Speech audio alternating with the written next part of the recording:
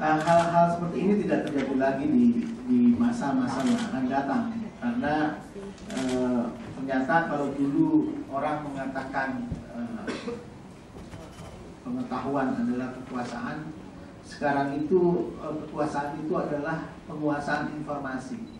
Nah, ini kan seperti KPK itu adalah suatu wilayah negara Republik Indonesia yang mempunyai hukum sendiri, yang mempunyai cara penafsiran sendiri, yang mempunyai cara penegakan hukum sendiri. Ini yang harus dihindari di balik baju super body tadi, di balik payung hukum yang sebagian sudah diprotoli oleh Pak Profesor Raja Marsudi, terutama berkenaan dengan pengadilannya, karena tadinya semua kekuasaan ada di sana. Pertama-tama ketika terbentuknya tim 8 berdasarkan kepres ya, diketuai oleh senior saya yang saya anggap sebagai abang saya secara bergurau ketika itu saya katakan, abang, setelah saya tahu pendapatnya, langkah-langkah yang mau ditempuh. Sejak kapan abang itu menjadi tentara sewaan? Sejak kapan menjadi soldier of fortune? Bung Asagaf tentu saya ingin, now it can be told. Suatu ketika di Bandara Soekarno-Hatta, ketika saya ke Makassar, bahkan bertolak ke Makassar, tiba-tiba saya mendapat telepon yang tidak usah saya sebut namanya. Dia bilang, Prof. Raja sudah disiapkan SK-nya,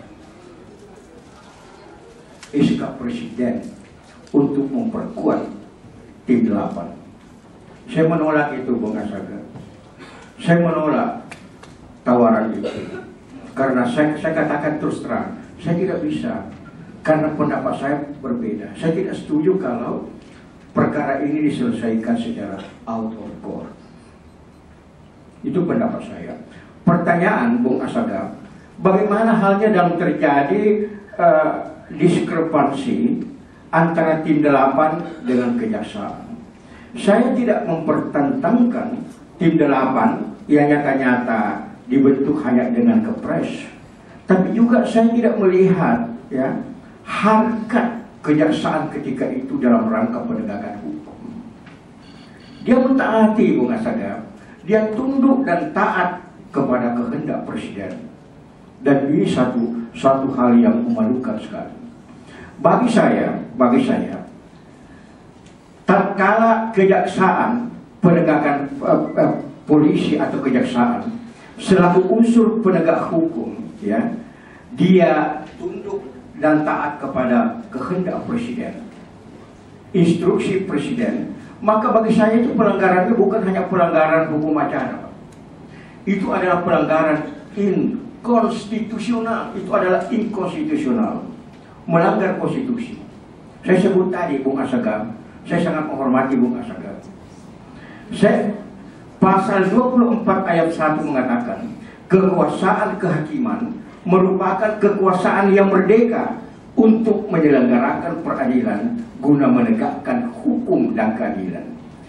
Di mana tempatnya jaksa, di mana tempatnya petugas penyidik, petugas penuntut umum adalah pada pasal 24 ayat 3 yang mengatakan badan-badan peradilan yang fungsinya berkaitan dengan kekuasaan kehakiman, dikatakan yang fungsinya berkaitan dengan kekuasaan kehakiman diatur dengan undang-undang. Artinya apa?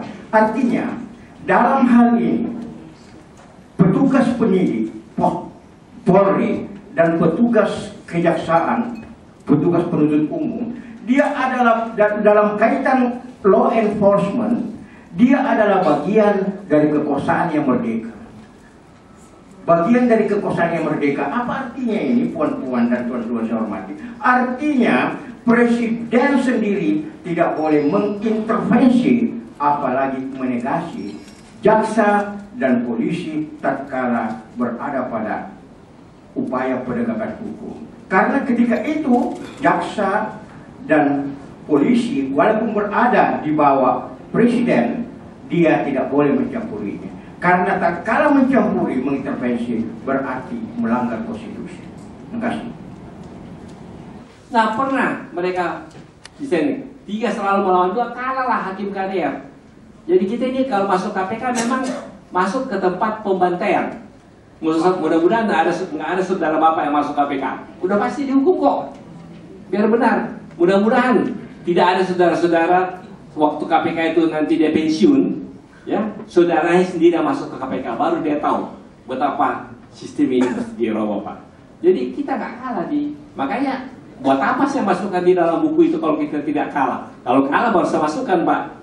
Karena cerita kan masih panjang. Legal stand kan beda. Jadi masih jalan ini. Mestinya kalau kita lihat pasal 77 sampai dengan 83 KUHP, yang mengajukan pra-peradilan kan polisi. Karena dia punya itu P21 yang dihentikan kan. Dia sudah katakan, waktu itu Pak Nana katakan, saya bertanggung jawab kepada hukum dan kepada Tuhan bahwa penyidikan ini sudah benar. Dia katakan itu, masih ada syarat rekamannya, Pak. Mestinya dia pra-peradilan. Kenapa? Seperti Pak Lecak katakan, takut kepada presiden. Mestinya jaksa kayak jaksa Agung Suprapto. Jadi saya bilang KPK ini mesti dibaikin karena kita ini bisa jadi korban KPK semua. Masuk KPK udah selesai. Buktinya si Ismet di KPK kan dulu, baru dicari bukti-buktinya, Pak. Siapa yang ngawasi kalau begini? Yang begini-begini ini, Pak. Sekarang Anggoro sampai mati pun ada Muladi pasti dibebaskan. Anggoro nggak mempunyai network dengan KPK, menghalang-halangi pemeriksaan di KPK, masuk pun dia nggak tahu.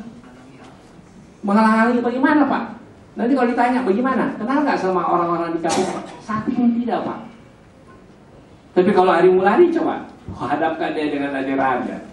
Salah-salah ya Pak Kawal, di peluk-peluk udah lama nggak ketemu, padahal ketemu saban hari. Nah, ini yang begini-beginian ini yang kita mesti bongkar kan. Makanya sebagai tanggung jawab ini ya, yang saya sodorkan ini bukan Bodita Cikas, tapi BAP yang ditandatangani oleh KPK secara berjemaah mengatakan bahwa mereka telah melakukan pelanggaran jabatan, dan kejaksaan tahu ini, Pak. Di dalam kesimpulannya, mudah-mudahan setelah Bapak pulang, majulah perkara ini ke pengadilan. Terima kasih, Pak. Mungkin yang terakhir tadi Pak mengenai KPK menangkap seseorang berdasarkan pesanan.